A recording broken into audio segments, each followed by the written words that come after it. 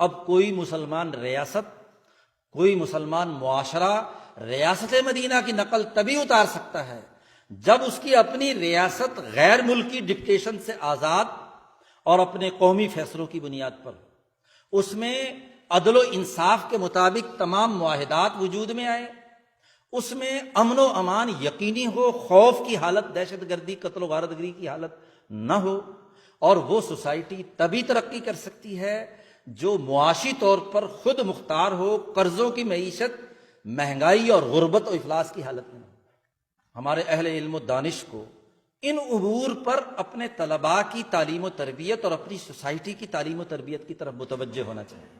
سب سے پہلا فریضہ ہماری تعلیم گاہوں کا ہے کہ ہم سیرت کے تناظر میں اپنے بچوں کی تربیت اس اصول پر کریں کہ زندگی کا کوئی مرحلہ بھی آئے تو عدل، اپنی آزادی اور حریت کی حفاظت، امن و امان کو یقینی بنانے، توڑ پھوڑ کا عمل نہیں، دہشت گردی کا عمل نہیں۔ اسی طریقے سے معاشی خوشحالی، اپنے پاؤں پر خود کھڑے ہونے کی بات، بھیک مانگنے کا عمل نہیں، دوسروں کی محتاجگی نہیں۔ جب ہمارے اندر یہ خودداری کی چیزیں پیدا ہوں گی تو اپنی اجتماعیت کو بھی ان اصولوں پر قائم کرنے کی اپنے تئیں جدوجہد، تعلیم سے فارغ ہونے کے بعد ہمارے پاس بڑا عملی میدان ہے، تو وہاں ہمیں اپنی پوری ریاست، اپنی پوری اجتماعیت کو ان خطوط پر تشکیل دینے کے لیے عملی جدوجہد کے اقدامات بھی ضرور کرنا ہے۔ لیکن طالب علمی کے زمانے میں کم از کم بنیادی کانسیپٹ تو کلیئر ہو۔ عجیب بات ہے، یہاں ہم عدل کی بات سن کر جاتے ہیں، ہم امن کی بات سن کر جاتے ہیں، اور ہماری تعلیم گاہوں سے نکلنے والے مسجد ہوں، مدرسے ہوں، اسکول اور کالج ہوں، وہ جا کر سڑکوں پر توڑ پھوڑ کرتے ہیں، لائن توڑتے ہیں، دوسرے کے حقوق مارتے ہیں۔ سیرت پر تقریریں بھی کریں گے، سیرت پر گفتگو بھی سنیں گے، لیکن سیرت کی باتوں کو نظر انداز کر کے ہمارا عملی رویہ باہر جانے کے بعد ایک بد امن شہری، ایک بھوک و افلاس کی حالت میں دوسروں کے سامنے ذلت کے ساتھ مانگنے کا عمل، اور اپنی اجتماعیت میں ظلم کے پہلوؤں اور ظلم کے رویوں کی